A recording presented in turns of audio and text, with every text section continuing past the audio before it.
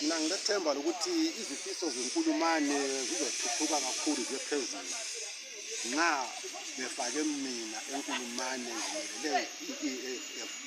I-EFF imelele i-freedom to fight, ivoti yakho ungumntwana weNkulumane, ivoti yakho iqhakathekile ukuthi uvotele umuntu omaziyo eNkulumane, uvotele umuntu ozakwanisa ukumthuma, ungaphunga uvotela umuntu ozahluleka ukumthuma kusasa ugcine iNkulumane ime wandawo injalo. Kudala sihlala iNkulumane ayilatshintsho, iNkulumane ayithuthukanga.